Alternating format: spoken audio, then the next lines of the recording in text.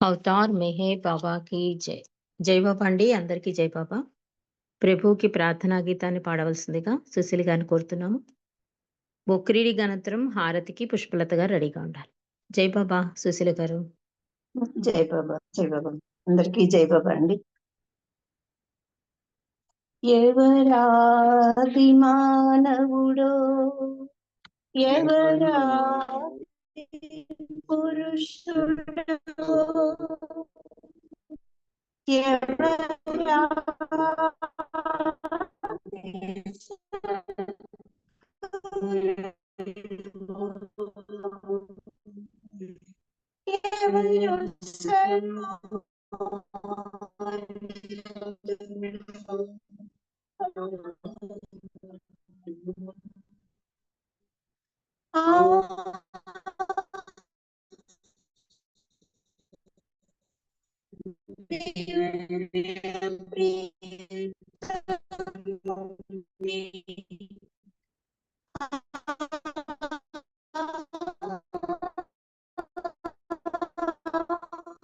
సుశీల్ గారు లాగ్ అవుతోంది. సుందరుని చరణ పదంక అంకితుడు బాబా ప్రభునవతానము ఆగర అపార సకల చరాచర జగదోద్ధార, సకల చరాచర జగదోద్ధార. నమో మెహర్ బాబా అవతార్, నమో దేవ దేవా. ప్రభు నమో మెహర్ బాబా అవతార్, నమో దేవ దేవా.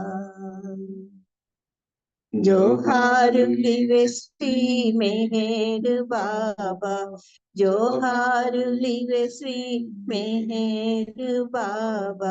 మహిని జనించిన మానవ రూప, మహిని జనించిన మానవ రూప. ఇహ పరానంద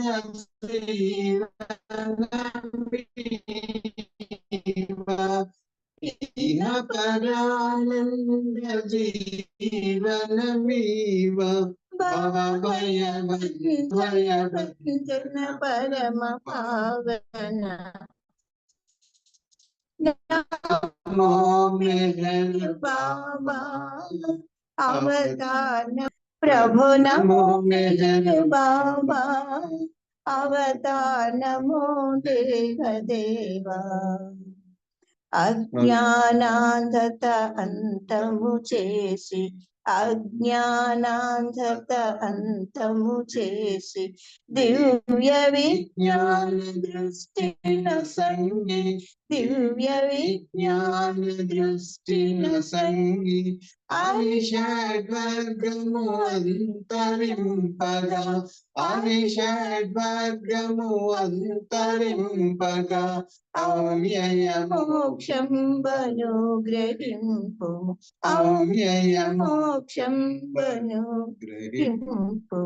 నమో మెహర్ బాబా అవతార్, నమో దేవ దేవా. ప్రభు నమో మెహర్ బాబా అవతార్, నమో దేవ దేవా. జై మెహర్ బాబా జై, జై మెహర్ బాబా జై, జై మెహర్ బాబా జై, జై మెహర్ బాబా జై, జై మెహర్ బాబా జై, జై మెహర్ బాబా జై, జై మెహర్ బాబా జై, జై మెహర్ బాబా జై, జై మెహర్ బాబా జై, జై మెహర్ బాబా జై, జై మెహర్ బాబా జై, జై మెహర్ బాబా జై, జై మెహర్ బాబా జై, జై మెహర్ బాబా జై, జై మెహర్ బాబా జై, జై మెహర్ బాబా జై, జై మెహర్ బాబా జై, జై మెహర్ బాబా జై. అవతార్ మెహర్ బాబా की జై. జై బాబా. అందరికీ జై బాబా అండి. సుశీల వెంకట్రావు గారు ఇద్దరికి చక్కటి ప్రార్థనా గీతంతో ఈరోజు ఈ సహవాస్ ప్రారంభించినందుకు మీ ఇద్దరికి జై మెహర్ బాబా. బుక్ రీడింగ్ అనంతరం పుష్పలత గారు హారతికి రెడీగా ఉండాలి. జై బాబా అండి. మనం గత కొన్ని రోజులుగా సద్గురు కార్యసరళిలోని గ్రంథంలోని విశేషాలను తెలుసుకుంటున్నాం. ఆహ్, ఎక్కడి వరకు చదువుకున్నాము అంటే నవజీవనం గురించి జ్యూస్ గారు చెప్తున్నారు. అసలు ఆ ప్రణాళికలు బాబా ఎలా వేస్తారు? ఎలా పరుగులు పెట్టించేవారు? స్త్రీలు ఎలా ఫీలయ్యారు? అంటే నలుగురినే సెలెక్ట్ చేయడం వల్ల మిగతా స్త్రీలందరినీ కూడా సమావేశపరిచి మీ అభిప్రాయాలేంటి అని అడుగుతారు. అడిగి నా ఇచ్చకు అనువుగా నేను చెప్పినట్టు చేస్తారా? లేతే మీ మీ ఇష్టానికి మీరు వెళ్ళిపోయి మీ జీవితాన్ని మీరు కొనసాగిస్తారంటే చాలామంది బాబా నువ్వు ఏం చెప్తే అది చేస్తామన్నారు. కొంతమంది ఆలోచించుకు చెప్పారు. టోటల్‌గా అందరూ కూడా బాబా అంగీకారాన్ని చెప్పినట్టుగానే అంగీకరించారు. ఆయన ఇచ్చకు తగ్గట్టుగానే అంగీకరించారు. బాబా కూడా చాలా సంతోషించారు. అక్కడి వరకు చదువుకున్నామండి. ఈరోజు విషయంలోకొద్దాం. మెహరాబాద్ ఆశ్రమాలను పూర్తిగా ఎత్తివేస్తారని, ఎవరు ఎక్కడ ఉన్నా బాబాతో సంబంధం తెగిపోదని నిర్ణయాలను త్వరలోనే తెలియజేస్తానని బాబా చెప్పారు. ప్రేమించడానికి ప్రియతముని సాన్నిధ్యం అవసరం లేదు అంటున్నారు బాబా. అంటే ఆయన దగ్గరగా ఉంటేనే, మెహరాబాద్‌లో ఉంటేనే, ఆ బాబా సెంటర్‌కెళ్తేనే ప్రేమించడం కాదు. అది దగ్గరగా ఉండడమే కాదు, ఎక్కడ ఉన్నా, ఏ ఏ పరిస్థితుల్లో ఉన్నా ఆయన్ని ప్రేమించడం ముఖ్యమని చెప్తున్నారు బాబా.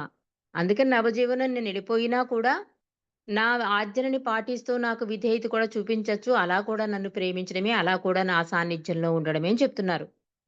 నవజీవన ఘట్టం ప్రారంభం కావడానికి కొద్ది రోజుల ముందు నుంచి బాబా చాలా హడావిడిగా విశ్రాంతి లేకుండా ఉన్నారు. చాలా ఏర్పాట్లు, సర్దుబాట్లు చేయవలసి ఉంది బాబా.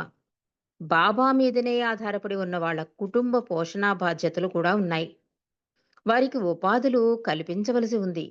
బాధ్యతలు అప్పగించబడిన వారికి నిధులను సమకూర్చవలసి ఉంది. అంటే ఒక ఫ్యామిలీ ఉందనుకోండి. అది ఎవరికైనా అప్పచెప్పారనుకోండి. మరి వాళ్ళని మెయింటైన్ చేయాలి అంటే, వాళ్ళకి కొంత డబ్బు సాయం కూడా బాబా చెయ్యాలి కదా! ఇలాంటి బాధ్యతలు కూడా అంటే ప్రతి ఇంచించి ఎంత జాగ్రత్తగా ప్రణాళికలు వేసుకున్నారు. అంటే భగవంతుని పని ఎప్పుడు కూడా పరిపూర్ణంగా ఉంటుంది అనడానికి ఇదే నిదర్శనం అండి. ఒక మౌనం ప్రారంభించిన పశ్చిమ దేశ పర్యటనలన్నా, తూర్పు దేశ పర్యటనలన్నా ఏదైనా ఒక కార్యక్రమం మొదలు పెడతాను అంటే అన్నీ కూడా చాలా క్లారిటీగా ఉండేది బాబా యొక్క పనితత్వం. సగంలో ఆపేస్తున్నారు ఎందుకు అనడానికి లేదు మాట. ఆహా! ఎందుకన్న మాట అని మనకు అర్థమవుతుంది. అలాగా బాబా ప్రతీదీ కూడా చాలా జాగ్రత్తగా పరిశీలించి సర్దుబాట్లు చేస్తున్నారు. ఈ బాధ్యతంతా బాబా మీద పడిపోయిందని చెప్తున్నారు. అందువల్ల బాబా అసలు విశ్రాంతి లేకుండా హడావిడిగా తిరుగుతున్నారని చెప్తున్నారు. వారికి ఉపాధులు కల్పించవలసి ఉంది. బాధ్యతలు అప్పగించబడిన వారికి నిధులను సమకూర్చవలసి ఉంది. వీటికి సంబంధించిన ఒత్తిడి బాబా పైన ఉంది అని చెప్తున్నారు. స్త్రీలలో మెహ్రా, మణి, గోహెర్, మెహ్రూలు బాబాను అనుసరించాలని చెప్పారు. రానో, కిట్టి, ఖుర్షద్, సోనామాసీలు బొంబాయిలో మెహర్జీతో ఉంటూ ఇంటి పనులు చూసుకోవాలని చెప్పారు బాబా. కేటీ ఉద్యోగం చూసుకోవాలి.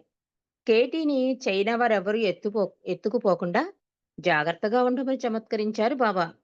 తర్వాత ఆమె బొంబాయిలో జపాన్ రాయబార కార్యాలయంలో పనిచేస్తున్నప్పుడు బాబా వారు సూచించింది జపాను వారని, చైనా వారు కాదని గ్రహించింది ఆమె. ఎందుకంటే చైనా వారిని, జపాన్ వారిని ఒకే విధమైన సంకేతంతో అంటే ముక్కు మీద వేలితో రుద్ది చూపించేవారు. బాబా మరి మౌనంలో ఉంటారు కదా! కొన్ని సౌజ్ఞలు అలా చేసేవారట. అందువలన రెండిట్లికి ఒకటే సౌజ్ఞ వలన మేము చైనా అనుకున్నాం కానీ అది జపాను అంటోంది కేటీ. అవసరమైనప్పుడు రానో, కిట్టి, నాజాలను నవజీవనంలోకి పిలుస్తానన్నారు బాబా. సోల్టన్, దౌలత్ వాళులను పూనాలో గైమాయి దగ్గర ఉండమన్నారు.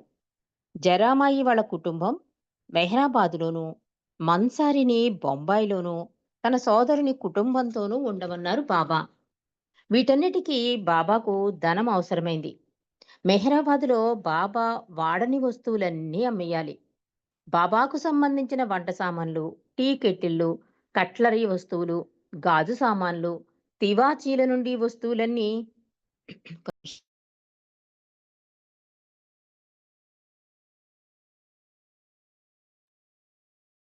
రేకు షెడ్‌లో నుంచి బయటికి తీసి ట్రక్కుల్లో బొంబాయికి పంపించడం కోసం ప్యాకింగ్ చేశారు. అయ్యో! ఇంత మంచి వస్తువులు మళ్ళీ దొరకకపోవచ్చు అంటూ నాజా లాంటి కొందరు మనస్సులోనే గొణుక్కున్నారు. అయితే కొందరు వీటిని మనం ఎప్పుడూ వినియోగించలేదు కదా అని తృప్తిపడ్డారు.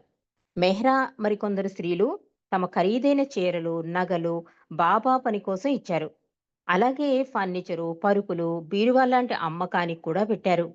అలాగే మెహ్రా జాతి నుండి విలువైన వస్తువులు ఎలిజబెత్ ప్యాటర్సన్ గారు అమెరికా నుండి పంపిన కొత్త రిఫ్రిజిరేటరు, 2 డీసోటో కార్లు, నారిమన్ ఇచ్చిన మరో చిన్న కారు అమ్మించేశారు. అంటే ఆ నవజీవనం వెళ్ళిపోవడం అంటే వెళ్ళిపోయారు బాబా కాదు. ఇన్నున్నాయండి నవజీవనంకి వెళ్ళడానికి చేయవలసిన పనులన్నీ ఎంత అద్భుతంగా ఇక్కడ చెప్తున్నారో. మరి ఇవన్నీ కూడా ఉన్న వస్తువులన్నీ ఎక్కడొక్కడ వదిలేయలేరు కదా! అందుకని అవన్నీ కూడా అమ్మకానికి పెట్టడం, కొన్ని అవసరమైన కొంతమందికి ఇచ్చేయడం ఇలా చేశారట. అక్టోబర్ 16కి ముందుగానే పూనా, బొంబాయిలో ఉండవలసిన వాళ్ళు వెళ్ళిపోయారు. అక్టోబర్ 16, 1949 నవజీవన ఘట్టం ప్రారంభమైంది.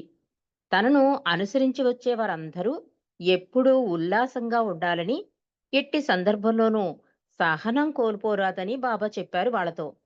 ఎటువంటి సందేహం లేకుండా బాబాకు సంపూర్ణంగా విధేయులై ఉండాలి వాళ్ళు. బాబా వారిని ఎట్టి పరిస్థితుల్లోనూ కలవరపెట్టకూడదు. సారీ. బాబా వారిని ఎట్టి పరిస్థితుల్లోనూ కలవరపెట్టకూడదు. ఇలా ఉండలేని వారు బాబాతో రావలసిన పని లేదని చెప్పారు బాబా.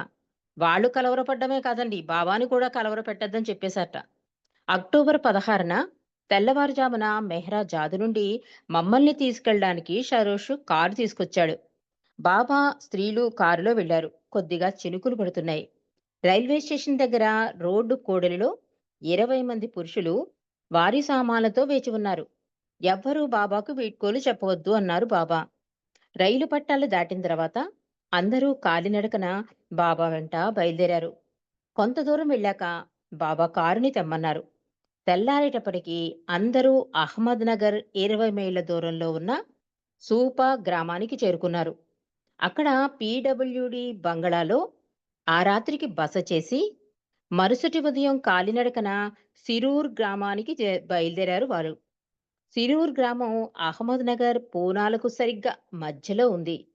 గత కొలది రోజులుగా అనుభవించిన ఆందోళన మటుమాయమయ్యి బాబా ప్రశాంతంగా కనిపించారు. ఎందుకంటే ఎవరికి వాళ్ళకి అప్పచెప్పేసి అవన్నీ బాధ్యతలు తీరిపోయాయి కదా! అందుకని బాబా కొంచెం ప్రశాంతంగా కనిపించారు అని చెప్తున్నారు. మొదటి రోజున 17 మైళ్ళు నడిచి అందరూ అలసిపోయారు. ముఖ్యంగా డాక్టర్ గని కష్టపడ్డాడు. ముందు పురుషులు, వారి వెనక కొంత దూరంలో స్త్రీలతో కలిసి బాబా అనుసరించారు. మొదట్లో వాతావరణం అనుకూలంగానే ఉంది.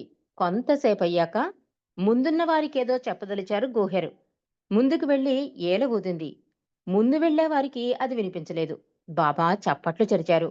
మణి బిగ్గరగా అంటే ఫోన్ చేస్తున్నట్టు. మణి బిగ్గరగా కేకలేసింది. అయినా వారికి వినిపించలేదు. గోహెరు ఏలలో ఉండు గుండు అతుక్కుపోయి కదలడం లేదు. ఆ గొంతు కట్టుబడిపోయింట. ఆమె ఆ గుండుని విదిలించుకోవడానికి ఈలెను నేలకేసి కొట్టింది. అందరం నవ్వుకున్నాం. ఎట్టకేలకు ముందుకు నడుస్తున్న వారు ఆగారు. బాబా వారిని కలిసి మళ్ళీ ఇలా జరగడానికి వీల్లేదు అన్నారు బాబా. నిజానికి బాబాయే వారిని వెనకకు తిరిగి చూడరాదని ఆదేశించి ఉన్నారు. తర్వాత బాబా మరికొంతమందితో ముందుకు నడిచారు. ఏదైనా చెప్పాలి అనిపించినప్పుడు వెనకకు వస్తూ ఉన్నారు. వచ్చేదాకా బాబా ఆగేవారు. అంటే ఒక్కొక్క టైంలో ఒక్కొక్క రకంగా ముందు పురుషులు నడిచేవారు. మధ్యలో బాబా స్త్రీలు. తర్వాత వెహికల్స్ అలా ఉండేది. ఒకసారి మారుస్తూ ఉండేవారు. ఇలా జరుగుతోంది ప్రయాణం అని చెప్తున్నారు. ఒకసారి బాబా పాదాలకు పుళ్ళు పడి నడవలేకపోయారు. మెహ్రా ధరించిన చెప్పులు లూజుగా ఉండి బాబాకు సరిపడ్డాయి. బాబా వాటిని వేసుకున్నారు. మెహ్రా తన వద్ద అదనంగా ఉన్న మరో జోడు వేసుకుంది. అప్పట్నుంచి బాబా కోసం మరో చెప్పుల జత దగ్గర ఉంచుకునేవాళ్ళం మేం. కొంత దూరం వెళ్ళాక గోహెరు అసౌకర్యంగా ఉన్నాయని చెప్పులు తీసేసి నడిచింది. రాళ్లు గుచ్చుకోవడం వల్ల మళ్ళీ చెప్పులు తొడుక్కుంది గోహెరు. దారిలో గ్రామస్తులు మాకేసి వింతగా చూసేవారు. కొందరు మాతో మీరు కారులో వెళ్ళొచ్చు కదా, నడిచెందుకు వెళుతున్నారు అని ప్రశ్నించారు. బాబా పేరు ఎవరికీ చెప్పకూడదు. అందుచేత పర్వాలేదులెండి అని చెప్పి తప్పించుకున్నాం. ఎండెక్కే కొద్దీ మా దగ్గర ఉన్న గొడుగులు, కోట్లు బరువెక్కడం వలన ఒకరి నుండి మరొకరికి వాటిని మార్చుకున్నాం. సిరూర్లో డాక్ బంగ్లా బయట మేమందరం చెట్టు నీడకు చేరాం. అందరూ వేడికి అలిసిపోయి ఉన్నాం. డాక్టర్ గని నడవలేక నడుస్తున్నాడు. అతనికి హార్ట్ అటాక్ వచ్చింది. వెంటనే బాబా అతని చెంతకు వచ్చారు. డాక్టర్ నీలు, డాక్టర్ డాన్కిల్లు వైద్యం అందించారు. డాక్టర్ గోహెరు దగ్గర ప్రథమ చికిత్స కిట్ ఉంది. అలాగా ఘనికి ట్రీట్మెంట్ జరిగింది అని చెప్తున్నారు. మేము బస చేయవలసిన డాక్ బంగ్లాలో కొందరు గవర్నమెంట్ ఆఫీసర్లు బస చేసి ఉన్నారు. సిరూర్‌లో బాబాను ప్రేమించే వ్యాపారి ఒకరు తనకు చెందిన ఒక మూతపడిన సినిమా హాల్‌లో బస ఏర్పాటు చేశాడు. డాక్టర్ గని తేరుకున్నాక మా ప్రయాణం కొనసాగించాం. దారిలో పిల్లలు, పెద్దలు మాకేసి వింతగా చూస్తున్నారు. బాబా ఆశ్రమంలో ఏకాంత జీవితానికి అలవాటు పడిన మేము వీరిని చూసి తలదించుకుని వెళ్ళాం. మేమందరం సినిమా హాల్‌లో చేరుకుని విశ్రాంతి తీసుకున్నాం. బాబాతో పాటు స్త్రీలు సినిమా హాల్ స్టేజ్ మీద, మిగతా వారు ఆడిటోరియంలోనూ విశ్రాంతికి ఉపక్రమించారు. దీపావళి రోజు కావడం వల్ల గ్రామంలో అందరూ బాణసంచా కాలుస్తూ గందరగోళం చేశారు. పెందరాళే భోజనం చేసి ఉదయం బస్సులో బయలుదేరి బెల్గాం వెళ్ళడానికి నిశ్చయించుకున్నాం మేం. రాత్రంతా ఎవ్వరికీ నిద్రలేదు. బాగా అలిసిన మాకు నిద్ర కూడా లోపించింది. సరిగ్గా తెల్లవారుజామున 1 గంటకు చడీ చప్పుడు లేకుండా బయలుదేరదాం అనుకున్నాం. ఇది తెలిసి బాబాను చూడ్డానికి జనం గుంపులు గుంపులుగా వచ్చారు. బస్సులో బాబాతో పాటు స్త్రీలు ముందరి భాగంలోనూ, పురుషులు వెనక భాగంలోనూ కూర్చున్నారు. వారిరువురి మధ్య తెర ఏర్పాటు చేశారు. సీట్లు చాలా ఇరుకుగా, అసౌకర్యంగా ఉన్నాయి. నిద్రతో తలలు ముందుకు వాలిపోతున్నాయి మాకు. గోహెరు డ్రైవర్‌కి వెనక సీట్లో కూర్చుంది. డ్రైవర్ పెట్టుకున్న టోపీ వెనక భాగం ఓ కుషన్‌లా ఉంది. అది చూసి బాబా అన్నారు గోహెర్‌తో, "ముందుకు తూలి ఆ కుషన్ మీద వాలతావేమో జాగ్రత్త సుమా" అని చమత్కరించారు బాబా. మేము బెల్గాం చేరేసరికి సాయంత్రమైంది. కొద్దిగా వర్షం కురుస్తోంది. చలిగా కూడా ఉంది. ఒక పొలంలో తాత్కాలికంగా కట్టిన వెదురు తడకల గుడిసెలో బావ బస చేశారు. సిమెంట్ నేల తడిగా ఉంది. మెహ్రు నేలను పొడిగా ఉంచడానికి ప్రయత్నించారు. దగ్గరలోనే నుయ్యి ఉంది. కొద్ది దూరంలోనే రోడ్డుకి పక్కగా ఉన్న మరొక గుడిసెలో పురుషులు బస చేశారు. అక్కడున్నన్ని రోజులు మండలి నూతి నీళ్లు తోడేవారు. నీళ్లు ఇంట్లోకి తేవడానికి గోహెరు సాయపడేది. స్త్రీలందరికీ వంట చేసేవారు. ఇంతమందికి వంట చేయడం అలవాటు లేదు. మేము చేసే పనుల్లో బాబా ఆసక్తి కనబరిచేవారు. మాది బాబాకి ఇష్టమైన శాకాహార భోజనం. ఒకరోజు ముద్దకూర అంత రుచిగా లేదు. మణికి ఇష్టమో లేదు. అప్పుడు ఇంట్లో మిగిలిన కూరలన్నీ కలగాపులగం చేసేసి వండించి దానిలో కలిపాం. దానికి మంచి రుచి వచ్చింది. దాని పేరు దేవుని కూర అని పేరు పెట్టాం.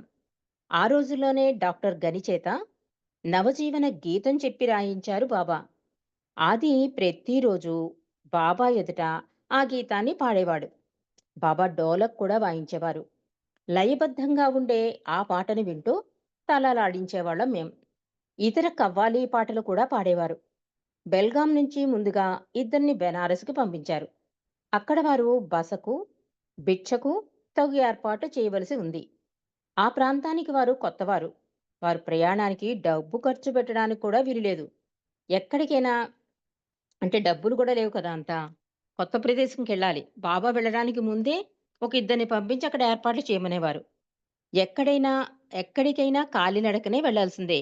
అయినా వారు తగు ఏర్పాట్లు చేయగలిగారు అంటున్నారు. అంటే బాబా కూడా అంటారు కదా! "నువ్వు ఇష్టం లేకపోయినా నా పని చేస్తే గనక ఆ పని బాధ్యత నాదైపోతుంది" అంటారు కదా బాబా! అలాగా వాళ్ళు తెలియని ఊర్లోకెళ్ళి బాబా చెప్పిన ఆ ఏర్పాట్లన్నీ చేసేవారు అంటే ఆయన సహకారం పూర్తిగా అందిందని మనకి అర్థమవ్వాలి. 2 రోజుల రైలు ప్రయాణంలో బొంబాయి, మొఘల్ రాయ్‌ల్లో రైళ్లు మారి తెల్లవారుజామున బెనారస్ చేరాం మేం. చలి విపరీతంగా ఉంది. కారులో వెళ్ళాం. కారు పెద్ద ఇనుప గేటు ముందు ఆగింది. గేటుకి ఇరువైపులా 2 విగ్రహాలు కాపలా కాస్తున్నట్లున్నాయి. మమ్మల్ని లోపలికి వెళ్లి విశ్రాంతి తీసుకోమని బాబా మండలి వారితో ఉండిపోయారు. సోఫాలు, కుర్చీలు, ఇతర గృహోప గృహ ఉపకరణాలు ఉన్న పెద్ద హాల్లోకి వెళ్ళాం. మరో గదిలో నేల మీద పరిచిన తివాచీ, దిండ్లు చూశాం. వెచ్చదనం కోసం దాని మీద తలాంచాం. మెళుకు వచ్చి చూస్తే దిళ్ళు, పరుపులు అన్నీ మట్టి గొట్టుకుని పోయి మురికిగా ఉన్నాయి. వాటిని ముట్టుకోవడానికి కూడా సందేహించాం. తర్వాత గదంతా శుభ్రంగా దులిపి, శుభ్రం చేసి బాబా ఉండడానికి సిద్ధం చేశాం. మిగిలిన వారం పెద్ద హాలు ఉపయోగించాం. మేమెవ్వరం ఫర్నిచర్ వాడకూడదు అన్నారు బాబా. ఫర్నిచర్ అంతా బయట వరండాలో పెట్టించి హాలంతా శుభ్రం చేశాం. అయితే బట్టలు పెట్టుకోవడానికి ఒక కుర్చీ మాత్రం ఉంచాం. ఒక ధనికుడైన డాక్టరు అతని భార్య వంట చేసి మాకు భిక్ష పంపించేవారు. ప్రతి ఉదయం భోజనంలో పప్పు అన్నం, రాత్రి భోజనానికి బంగాళదుంప కూర ఉండేది. బాబా పేరు ఎవ్వరికీ తెలియనిచ్చేవారే కాదు. అలాగే డాక్టర్ ఖరే కూడా బాబాకు చూడ్డానికి వీలులేదు. ఇటువంటి పరిస్థితుల్లో మేము బెనారస్‌లోనూ, సారనాథ్‌లోనూ ఉన్న నెల్లాళ్ల పాటు ఆయన మాకు భోజనం భిక్ష ఇచ్చారు. అంటే బాబాని చూడకుండా గూడా వాళ్ళ అంత విధేయత చూపించేవారు బాబాకి అని చెప్తున్నారు. నెల్లాళ్ళు అలాగా బాబాని చూడకుండా ఇంతమందికి భోజనం పంపించారు. బెనారస్ నుంచి 4 మైళ్ళలో ఉన్న సారనాథ్ వెళ్ళాం. అక్కడ మేము బస చేసిన ఇంటి తోటమాలి, వాని సహాయకుడు, వారి కుటుంబం ఉంటున్నారు. భోజనంలో మిగిలిన పదార్థాలు వాళ్ళకిచ్చేవాళ్ళం. సహాయకుడైన యువకుడు మాత్రం ఆనందంతో తీసుకునేవాడు. గతంలో బాగా తినేవాడు. అయితే వృద్ధుడైన తోటమాలి ఏమీ తీసుకునేవాడే కాదు. స్వయంగానే వంట చేసుకునేవాడు. సాదా సీదా మనిషి. ఎవరి నుంచి ఏదీ తీసుకునేవాడు కాదు అతను. ఒక కుక్కి మంచంలో పడుకునేవాడు. ప్రతి ఉదయం లేస్తూనే రామ్ రామ్ సీతారాం అని భగవన్నామం చేసేవాడు. అయితే తన ఎదుట మానవ రూపంలోని భగవంతుడు తన ప్రార్థన వింటున్నాడని తెలియదు అతనికి. ఒకనాడు డాక్టర్ గోహెర్ని ఆ తోటమాలి వద్దకు పోయి అతనికేమైనా కావాలేమో కనుక్కోమన్నారు బాబా. దానికతడు ఠాకూరు నాకు కావలసినవన్నీ ఇచ్చాడు అని చెప్పాడు. గోహెరు మెహ్రాతో వాని యజమాని ఎంతో మంచివాడు, అతనికి కావలసినవన్నీ ఇచ్చాడు అని చెప్పింది గోహెరు. కానీ మెహ్రాకు అర్థమైంది. ఎందుకంటే వాని యజమాని పేరు ఠాకూర్ అంటే కృష్ణ భగవానుని కూడా ఠాకూర్ అంటారని మెహ్రాకి తెలుసు అని చెప్తున్నారు. బాబా మళ్ళీ గోహెని పంపి అతనికేమి కావాలో తెలుసుకోమన్నారు. మళ్ళీ మళ్ళీ అడిగిన మీదట చివరకు అతను ఆ వృద్ధ మనిషి ఒక అగ్గిపెట్టి కావాలన్నాడు. అతనికి ఒంటి మీద సరైన బట్టలు కూడా లేవు. అయితే అతడు తృప్తిగా జీవిస్తూ దేవుడిని ప్రేమిస్తున్నాడు. మరికొన్ని రోజులకు బాబా అతనికొక రగ్గు ఇచ్చారు. అతను తీసుకుంటున్న కానుక ఏదో కూడా చూసుకోలేదు. ప్రేమతో బాబా మొహం కేసి చూస్తూ ఆనందిస్తున్నాడు. ఇది దేవుడి ప్రసాదం అంటున్నాడే తప్ప తనకెదురుగా దేవుడే ఉన్నాడని తెలియలేదు అతనికి అని చెప్తున్నారిక్కడ. సారనాథు బుద్ధుని జీవితంలో ముడిపడి ఉంది. బాబా మాకు బుద్ధుని శిష్యులు నివసించిన గుహలు చూపించారు. బుద్ధ మందిరం గోడలపై ఒక జపనీస్ కళాకారుడు బుద్ధుని జీవిత గాథలు చిత్రించాడు. అక్కడే బంగారు రంగులో మెరుస్తున్న అందమైన బుద్ధ విగ్రహం ఉంది. బాబా శ్రద్ధతో ఆ విగ్రహానికి నమస్కరించి మమ్మల్ని కూడా నమస్కారం చేయమన్నారు. దీనికేదో పరమార్థం ఉందనుకున్నాం మేం. ఎందుకంటే బాబా దేవుడు, మానవుడు కూడాను.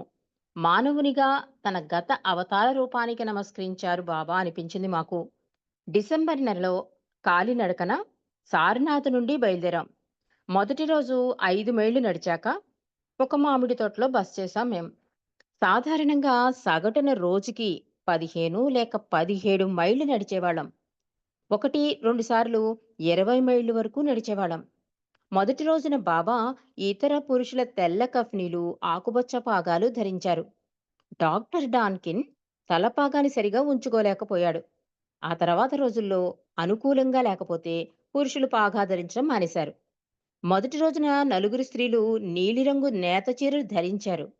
మరుసటి రోజు నుండి నడకకు ఆటంకం కలుగని గౌన్లు, కుర్తాలు, పైజమాలు ధరించారు. సారనాథ్ విడిచి వచ్చేటప్పుడు రోడ్డు పక్కన నిలబడి దర్శించుకోవడానికి డాక్టర్ ఖరే, డాక్టర్ నాథుల కుటుంబాల వారిని అనుమతించారు బాబా. ఈ 2 కుటుంబాల వారు మేము బెనారస్‌లోనూ, సారనాథ్‌లోనూ ఉన్నప్పుడు భిక్షనివ్వడమే కాక, మా ప్రయాణానికి అవసరమైన జంతువులు కూడా సమకూర్చారు. బాబా పెట్టిన షరతులు, నిబంధనలు వారు పాటించారు.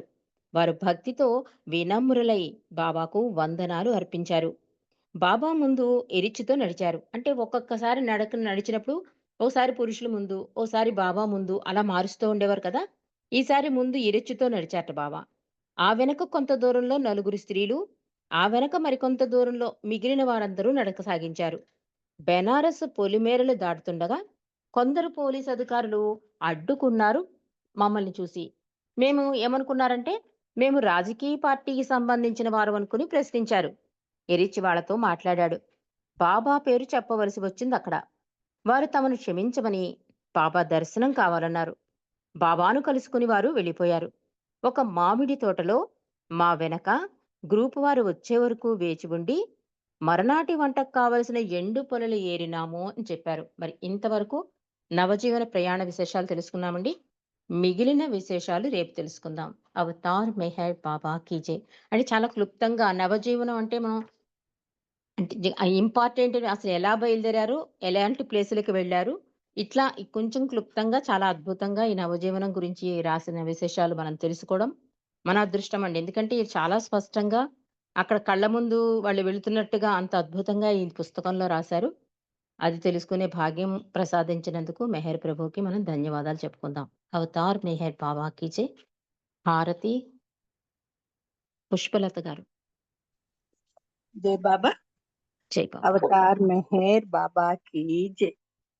దేవాది దేవా ప్రేమ స్వభావ ప్రభు మెహరు బాబా ప్రియతమా మనసు హారతి దే ప్రియతమా మనసు హారతి దే ప్రేమ జ్యోతి మా హృది వెలిగించు కామ క్రోధముల మది తొలగించు ప్రేమ జ్యోతి మా హృది వెలిగించు కామ క్రోధముల మది తొలగించు దామను వీడక నిన్ను ప్రేమించు దామను వీడక నిన్ను ప్రేమించు మము కరుణించవయ్యా